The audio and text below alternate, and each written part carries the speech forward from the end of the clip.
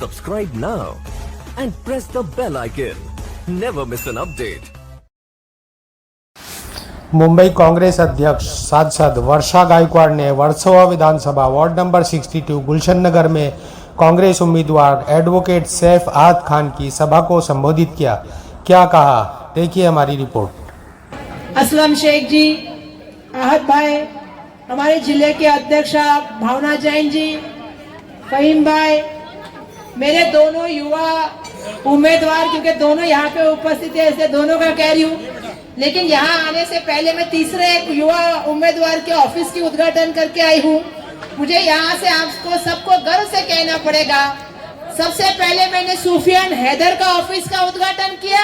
यहाँ पे मैं सैफ खान के प्रचार में आई हूँ और तीसरा मेरा उम्मीदवार हैदर है। ये सभी आपके बच्चे हैं, आपका आशीर्वाद इनके सर पे होना चाहिए, इनकी सरपरस्ती आपको करनी है, ये विनती करने के लिए मैं यहाँ पे आई हूँ। बड़ों का आशीर्वाद चाहिए, छोटों से प्यार चाहिए, माताओं का आशीर्वाद चाहिए, बहनों से प्यार चाहिए, यही हम सबकी इच्छा है, इसीलिए हम सब अभी आपके पास आए हैं। लगभग 1.5 घंटा हो गया मैं यहाँ पे बैठी हूँ। 1.5 घंटे में मैंने बहुत लोग के भाषण सुने। वैसे तो देखने जाए तो अभी हमारा गला बहुत दिन से खराब है, मेरा हो या असलम भाई का हो, क्योंकि प्रदूषण इतना है, वायु प्रदूषण के अभी सब जगह पे मिट्टी के ढेर की वजह से सबका गला बैठने का काम हो रहा है मुंबई में। आपको सबसे पहला तो मुझे ये सवाल है कि इलेक्शन जो हो रहा है, क्या ये सरकार इलेक्शन करना चाहती थी? ये सरकार इलेक्शन करना ही नहीं चाहती थी। ये इलेक्शन इसलिए हो रहा है क्योंकि माननीय सर्वोच्च न्यायालय ने कहा कि मुंबई महानगर पालिका का इलेक्शन होना चाहिए। आपको एक चीज समझनी होगी, जिस गली में हम लोग बैठे हैं, जिस गली में लाइट लगी है, जहां महिलाएं या सुरक्षित बैठी है, कल भी इस गली को सुरक्षित करना है तो कांग्रेस को लाना है, ये हमारी जिम्मेदारी है।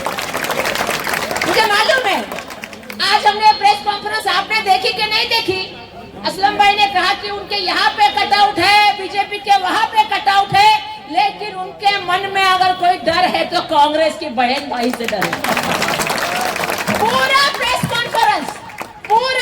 कॉन्फ्रेंस हम दोनों पे था।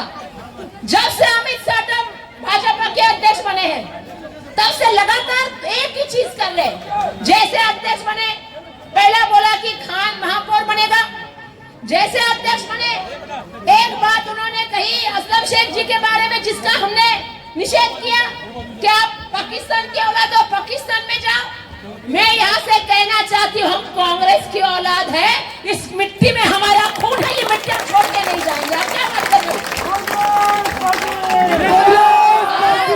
आज भी उन्होंने जो प्रेस कॉन्फ्रेंस की उसमें उन्होंने वर्षा गायकवाड़ और असलम शेख जी का जिक्र किया। अरे हम बाबा साहब की औलाद है, इस देश के संविधान को मानते हैं, इस देश की जमहूरियत को मानते हैं, इस देश की एकता को मानते हैं। आप किसको मानते हैं? आप कभी भी मुंबई के बारे में कोई बात नहीं कर रहे, आपके भाषण में कुछ भी नहीं आ रहे, आप सड़क की बात नहीं कर रहे, बिजली की बात नहीं कर रहे, पानी की बात नहीं कर रहे, गटर की बात नहीं कर रहे, अस्पताल की बात नहीं कर रहे, स्कूल की बात नहीं कर रहे, प्रदूषण की बात नहीं कर रहे, गरीब आदमी के सुविधाओं की बात नहीं कर रहे, सिर्फ हिंदू मुस्लिम कर रहे। ये सबसे बड़ी दुर्भाग्य से आप जिसके गोद में बैठे थे पहले, आप और शिवसेना साथ में थे। कितने साल साथ में थे आप लोग? 27 साल आप लोग साथ में थे। एक महापौर तो दूसरा उप महापौर, एक स्टैंडिंग कमेटी का चेयरमैन तो दूसरा इम्प्रूवमेंट कमेटी का चेयरमैन। 3 साल 9 महीने हो गए, लगभग 4 साल हो गए, हमारे यहाँ पे चुने हुए नुमाइंदे नहीं आए, नगर सेवक इलेक्शन नहीं किया। जो मैंने जिक्र किया, ये इलेक्शन भी इसलिए हो रहा है कि माननीय सर्वोच्च न्यायालय ने कहा कि इलेक्शन करना है, इसलिए ये इलेक्शन हो रहा है। और मुझे ये कहना है आप सभी से कि इलेक्शन नहीं करते हुए उन्होंने क्या किया, जो हमारे मुंबई कर का पैसा था, वो मुंबई कर का पैसा फिक्स डिपॉजिट में था, उसमें से 12,000 करोड़ रुपया इस सरकार ने खर्चा किया। किसको बता के खर्चा किया, ये भी सवाल पूछना चाहिए। हम उनसे पूछ रहे हैं, लगातार सवाल कर रहे हैं।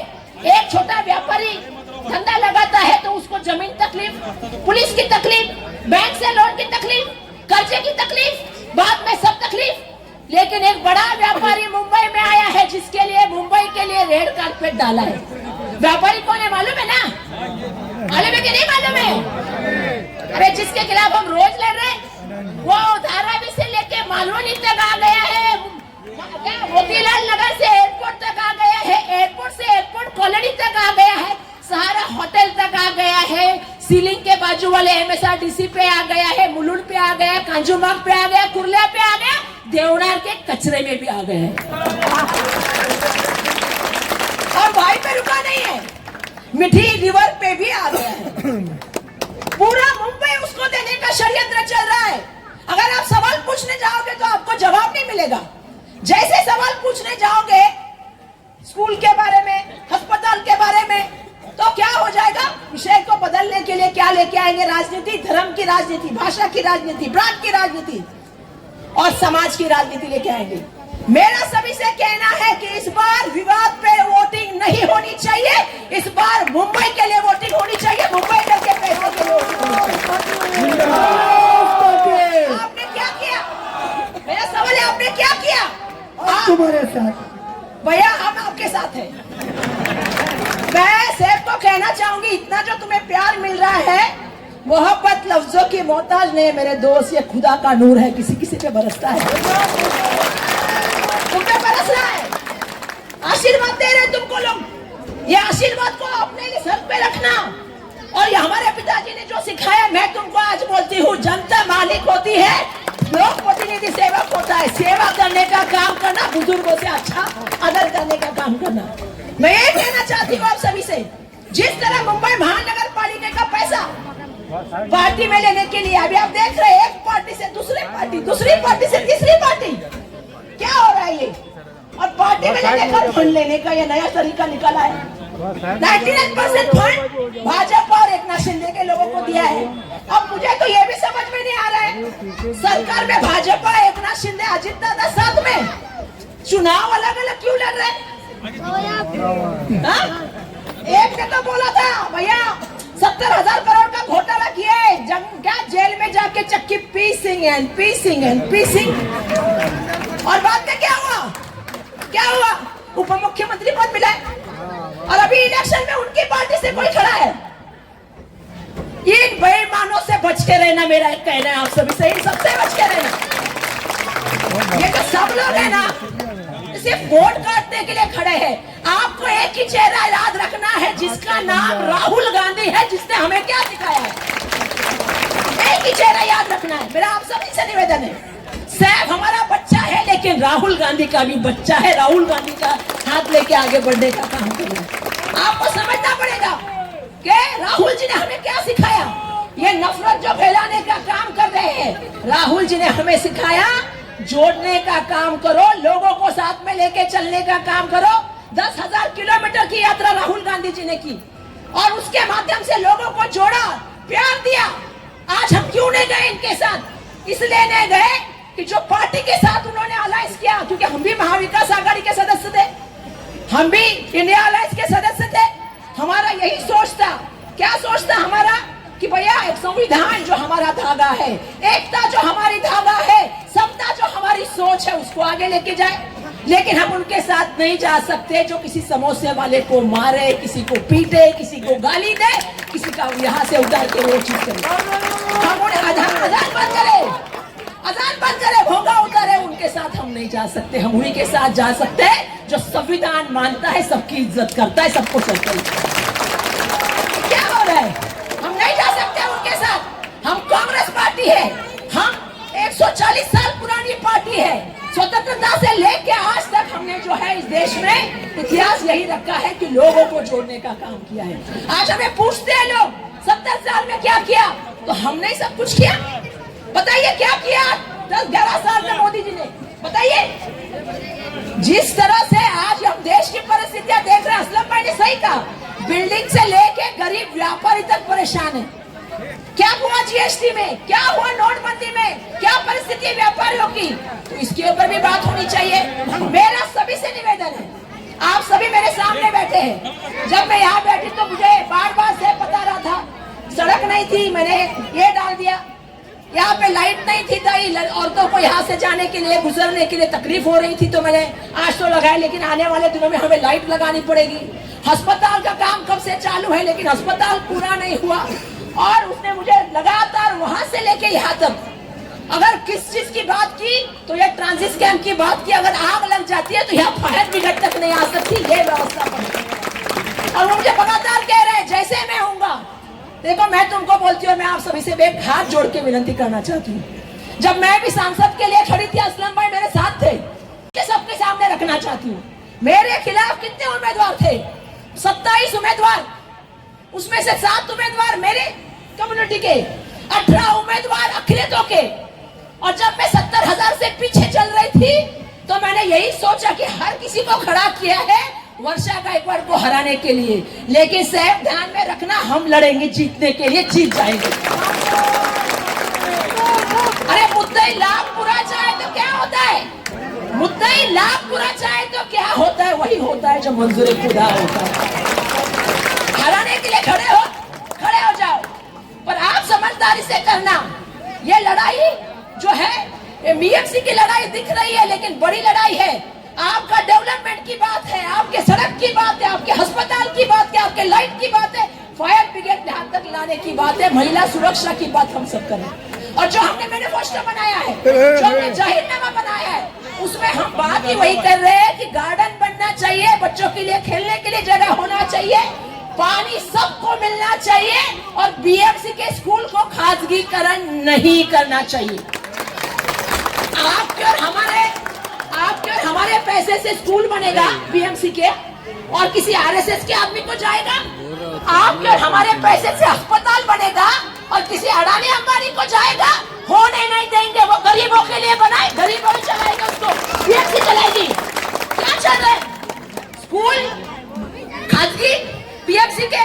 अरे आपको मैं बताना चाहती हूँ, वर्षा गायकवाड़ मेंबर ऑफ पार्लियामेंट है, स्कूल के मंत्री रह चुकी है, वो खुद बीएमसी स्कूल से आई है। तो अगर वो स्कूल बंद हो जाएंगे तो गरीब बच्चे कहाँ जाएंगे बताइए आप? तो ये नहीं चलेगा, ये नहीं चलेगा। जो बीएसटी पहले कितनी संख्या में थी? 4,000, 4,500। आज ट्रैफिक का विषय असलम भाई ने किया। ट्रैफिक क्यों हो रहा है? क्योंकि पब्लिक ट्रांसपोर्ट नहीं है, सार्वजनिक परिवहन नहीं है, वाहतुक नहीं है। बीएसटी का खच्चीकरण किसने किया? उसको स्मार्ट मीटर के नाम के क्या चालू है? ये स्मार्ट मीटर भी किसको मिला है? किसको मिला है? अदानी को मिला है, आपको पता ही नहीं है। बिजली भी बनाएगा अदानी, कोयला मिलाएगा अदानी, बेचेगा कि गवर्नमेंट को अदानी, स्मार्ट मीटर भी अदानी। पैसा कौन देगा? आप और मैं पैसा अपने खीसे से भरेंगे। ये चल रहा है इस देश में, और इसके सवाल अगर आप पूछोगे तो उनके पास कोई जवाब नहीं। तो आपको समझना पड़ेगा, ये इलेक्शन दिख रहा है छोटा है, लेकिन ये इलेक्शन बहुत बड़ा है। हमें सोचना पड़ेगा कि बीएसटी की बसेस को हम कैसे बचाएं, हम हमारी सभी यंत्रणाओं को कैसे बचाएं। आज आपने देखा एयरपोर्ट चले गए, आपने देखा पोर्ट चले गए, आपने देखा एमटीएनएल चला गया, बीएसएनएल चला गया, कोयला चला गया, सब काम। अभी तो सीमेंट में भी आ गए, सीमेंट में अंबुजा सीमेंट भी ले लिया। तो ये देश ऐसा नहीं चलेगा। जब मोनोपोली हुई तो देखा ना आपने, 4 दिन पे इंडिगो का जब तकलीफ हुई तो लोगों को सड़क पे लोग खड़े थे, लोगों को पता नहीं था हम घर जाएंगे कि नहीं। तब कांग्रेस पार्टी थी जो उनको बिस्किट देकर पानी देके वहां पे खड़ी थी। ये कांग्रेस पार्टी की सोच है, ये राहुल गांधी की सोच, ये राहुल गांधी की सोच है। मैं आप सभी से इतने देर से इसलिए यहाँ पे बात कर रही हूँ क्योंकि मेरा उम्मीदवार नहीं है ये, आपका नहीं, सबका उम्मीदवार है ये राहुल गांधी का उम्मीदवार है, मल्लिकार्जुन खड़गे का, सोनिया गांधी का उम्मीदवार है। इसके हाथ मत कीजिए, ये आपको सोचना पड़ेगा। ये लड़ाई उस चीज की हो रही है, और इसीलिए हम आप सबके सामने आए हैं ये विनती करने के लिए कि इस इलेक्शन में आप सबको, अभी उसने एक शेर अच्छा पढ़ा कि ना मैं गिरा ना मैं मेरे उम्मीदों के मीनार गिरे, पर मुझे गिराने में कई बार लोग गिरे, बराबर ना? कभी नहीं, तुम गिरोगे नहीं। तुम्हारे बल्कि के रखने के लिए इतने सारे बुजुर्ग बैठे, इतनी बहनें बैठी, ये तुमको उठा लेंगे और आगे लेके जाने का काम करेंगे। माशाल्लाह तुम्हारे सपोर्ट करने वाले, इतने चाहने वाले लोग हैं, और जब जनता चुन लेती है तो कोई कुछ नहीं कर सकता। देखो तो इसीलिए अपना काम करते चलना, बिल्कुल जो चाहने वाले लोग लड़के वहाँ है, घर घर में जाना, प्रचार करना, और ज्यादा से ज्यादा वोटों से मैं चाहूंगी कि 16 की के बाद पहली मीटिंग मुझे गुलशन नगर में ही और वर्षा गायकवाड़ तब आए, भूमि करने के लिए कहे, चुनाव के दिन वादा करने आई कह के गई थी, चुनाव के बाद वादा को पूरा करने के लिए आपके सामने खड़ी क्योंकि अगर मैं आई हूँ, असलम भाई आए हैं, तो हम आपसे वादा करने आए हैं कि हम ये जिम्मेदारी लेंगे। आहत भाई का तो है ही, लेकिन हम भी ये तीनों जिम्मेदारी लेंगे, चाहे भावना हो, मैं हूँ, असलम भाई है। ये हमारी जिम्मेदारी रहेगी कि वो तो काम करेगा, लेकिन आपकी सेवा में हम भी हाजिर रहेंगे। ये भी मैं यहाँ से वादा करूँ। तो आप सभी को बहुत बहुत धन्यवाद व्यक्त करके, निशानी तो घर पर ही छोड़ के आए ना, निशानी लाए हो ना? अरे भाई, मेहनत करने वाले लोग हमें, मेहनत करने वाले लोग हैं, निशानी तो साथ में लाए हो ना? अच्छी निशानी है, कहाँ से आई है सबको पता है, बराबर है?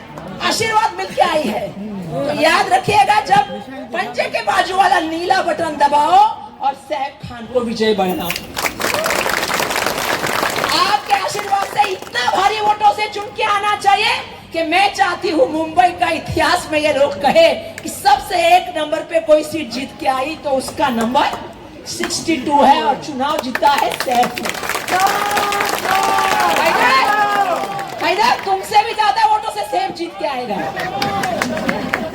बराबर है ना? चलेगा ना? चलो, ये चैलेंज लेते कि नहीं लेते? लेते कि नहीं देते? तो मैं देखूंगी कि कौन सबसे ज्यादा लीड देता है, और मुझे पूरा यकीन है कि आप ही जीतोगे। ये विश्वास के साथ मैं यहाँ से जाती हूँ और आप सभी का बहुत बहुत धन्यवाद व्यक्त करती हूँ। वापस मिलने का वादा करके जा रही हूँ। और आप अपनी बहन की, हमारे यहाँ पे कहते हैं कि बहन की इज्जत से बड़ी तो कोई इज्जत नहीं होती, और बहन के मान सम्मान को रखने के लिए माँ भी होती है और भाई भी होते हैं। तो बहन बोल के आप सबके सामने विनती करने आई हूँ। मैं समझती हूँ आप मेरी झोली को खाली नहीं दे देंगे, मुझे आशीर्वाद देंगे और मेरे छोटे भाई को, बच्चे को यहाँ से चुन के लाएंगे। यही मैं आप सभी से कहती हूँ। आप सबका बहुत बहुत धन्यवाद। जय हिंद, जय महाराष्ट्र, जय हिंद।